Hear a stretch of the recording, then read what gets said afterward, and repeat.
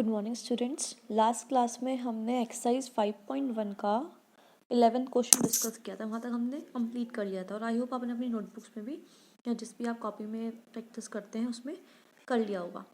अब next question जो है वो हम 12th क्वेश्चन करने वाले हैं। 12th क्वेश्चन देखिए, find the values of the angles X Y and Z in each of the following.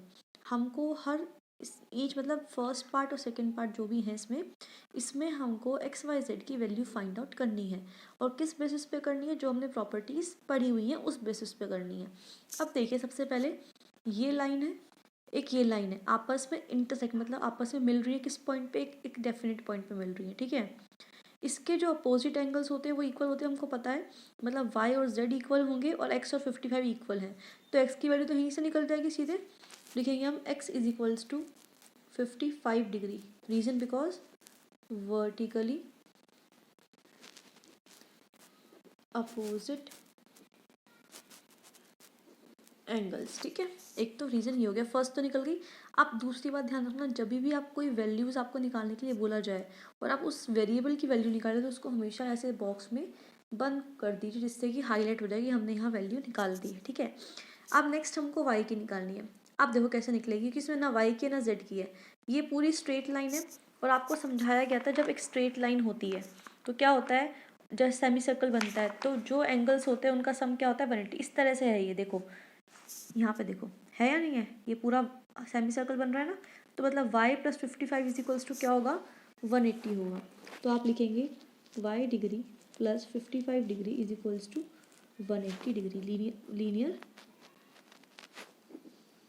Pair. ठीक है, आप देखो y की वैल्यू फाइंड आउट करनी है तो 180 डिग्री माइनस 55 डिग्री कितनी वैल्यू आ जाएगी 125 डिग्री। ठीक है, ये आंसर हो गया। अब ये y की आ गई तो इसको भी इस तरह से बॉक्स में बंद कर दिया। अब y की आ गई तो z की निकालनी भी इजी है क्योंकि दोनों क्या है, वर्टिकली अपोजिट एंगल है, तो लिखना पहले z is equals to y।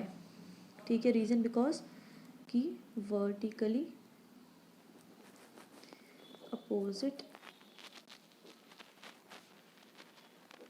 Angles. ठीक है, तो z is equals to y कितना आया अभी हमारा 125 डिग्री। तो ये हमारी तीनों वैल्यूज निकल गई, समझ आ गया आपको। अब नेक्स्ट क्वेश्चन पे देखिए, इसमें हमको दिख रहा है कि ये देखो मैं समझाती हूँ, थोड़ा सा इस तरह से है ये ऐसे। अगर देखें अभी तो हम सिर्फ इस लाइन को भूल जाइए, इन दो लाइन देखिए इंटरसेक्ट कर रही है आपस में और 40 और z इक्वल है क्योंकि वर्टिकली अपोजिट एंगल है, और x प्लस 25 जो पूरा ये एंगल है वो इसके इक्वल होगा। तो ऐसे देखो ये पूरा एंगल इसके वर्टिकली अपोजिट एंगल है। ठीक है, तो पहले तो z सीधे से निकल जाएगा, z is equals to 40 degree, reason vertically opposite angle. मैंने शॉर्ट फॉर्म लिख दी वर्टिकली अपोजिट एंगल, आपको पूरी फॉर्म लिखनी है। ठीक है, अब देखिए वापस ये देखो लीनियर पेयर बन रहा है इधर वाला, चाहे तो आप ऐसे भी ले सकते हो 40 प्लस एक्स प्लस 25, लेकिन मैंने ये ले ली, जो मर्जी ले सकते हो, कोई भी दिक्कत नहीं है, सारे सेम है। सिर्फ सेमी सर्कल बनना चाहिए और स्ट्रेट लाइन होनी चाहिए, स्ट्रेट लाइन है और सेमी सर्कल बन रहा है, लीनियर पेयर है। तो 40 degree plus y is equals to 180 degree, linear pair. ठीक है, तो y इज इक्वल्स टू वहाँ जाके माइनस का हो जाएगा 40 डिग्री, तो y की वैल्यू कितनी आ जाएगी 140 डिग्री। y निकल गया।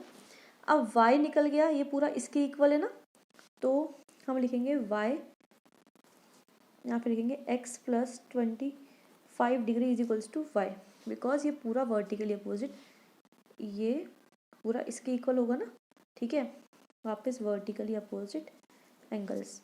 अब x प्लस 25, y कितना है 140, 25 प्लस का है जाके माइनस का हो जाएगा, तो x की वैल्यू कितनी आ जाएगी बताइए 115।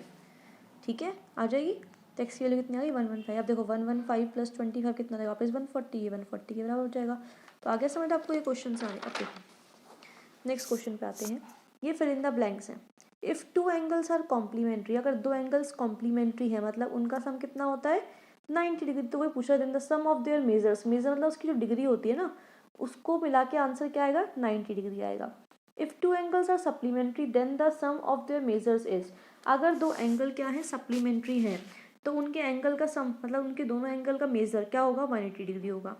अगला है if two angles forming a linear pair, अगर दो एंगल लीनियर पेयर फॉर्म करते हैं, लीनियर पेयर कितने के होते हैं 180 डिग्री ना, मतलब लीनियर पेयर वो होते हैं जब दो एंगल को प्लस करने में कितना आ जाए 180 डिग्री, और वो सप्लीमेंट्री एंगल में भी होता है। तो ये आ गया। अब टू एडजेसेंट एंगल कौन से बताए थे, जिसमें क्या हो एक वर्टेक्स कॉमन हो और एक रे कॉमन हो, इस तरह से एडजेसेंट एंगल है।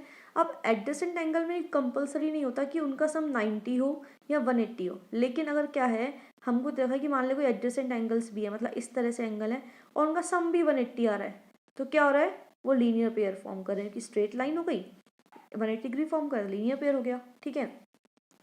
If two lines intersect at a point then the vertically opposite angles are always equal. आपको बताया था कि दो लाइन आपस में इंटरसेक्ट कर रही हैं तो अपोजिट एंगल्स जो होते हैं वो इक्वल होते हैं। अब है if two lines intersect at a point and if one pair of vertically opposite angles are acute angle. For example ये एक्यूट हो गए, दिख रहे हैं आपको छोटे एंगल्स हैं, मान लो ये 30 है ये 30 है, तो बाकी जो एंगल है ये वाला और ये वाला ये ऑब्वियस ऑब्ट्यूस होंगे। अब पता कैसे चलेगा, देखो ये हमको दिख रहा है ये पूरा लीनियर पेयर है, सेमी सर्कल बन रहा है और स्ट्रेट लाइन, तो 30 और मान लिया इसको x, 30 + x is equals to क्या रखूंगी मैं 180, लीनियर पेयर बन रहे हैं तो x की वैल्यू कितनी आ जाएगी 180 - 30, x की वैल्यू 150। तो ये ऑब्ट्यूस एंगल आ गया ना, तो ये कह रहा है कि अगर वर्टिकली अपोजिट एंगल में एक पेयर एक्यूट एंगल होता है दूसरा पेयर ऑब्ट्यूस होगा, अगर ऐसा आता है एक पेयर ऑब्ट्यूस है दूसरा एक्यूट होगा। ठीक है, इस तरह से। अब नेक्स्ट क्वेश्चन, इस एक्सरसाइज का लास्ट क्वेश्चन है। In the figure name the following pair of angles. ये फिगर दे रखी है, इसमें हमको जो पूछा गया है वैसे हमको एंगल्स के नेम बताने हैं। ऑब्ट्यूस वर्टिकली अपोजिट एंगल, जो वर्टिकली अपोजिट एंगल तो हो लेकिन ऑब्ट्यूस भी हो।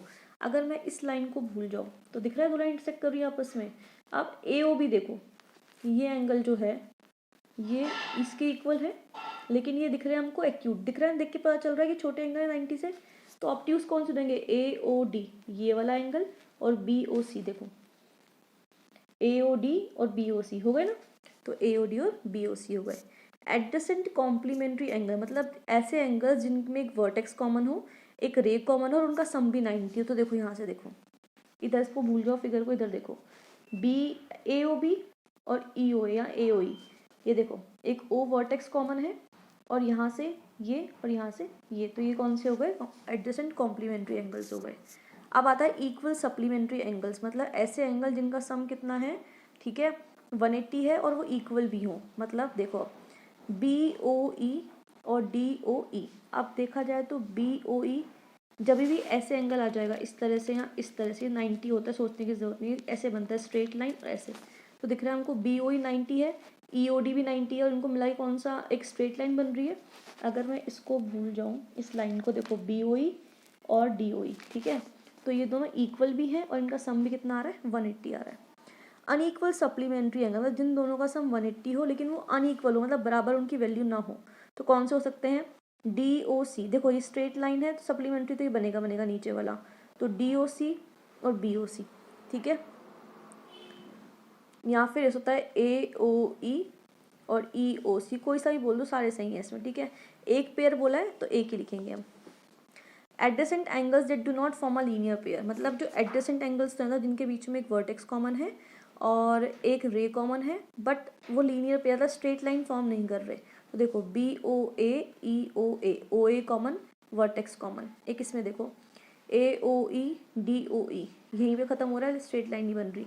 एक ई O D C O D, ठीक है, एक ये बन रहा है, समझ आ गया। तो ये आपकी एक्सरसाइज खत्म होती है। अब नेक्स्ट क्लास में हम 5.2 कंप्लीट कर देंगे, कि क्लास में छोटी सी है तो इसको आप कर लेना काम। एक बार लास्ट में आपको दिखा देती हूँ, यहाँ से आपका काम स्टार्ट है, ठीक है। इसके बाद ये क्वेश्चंस हैं, ये मत करना, इसे समझाने के लिए करा गया आपको। देन ये क्वेश्चन है, फिर 5.2 स्टार्ट हो जाएगी तो हम बाद में करेंगे, ठीक है।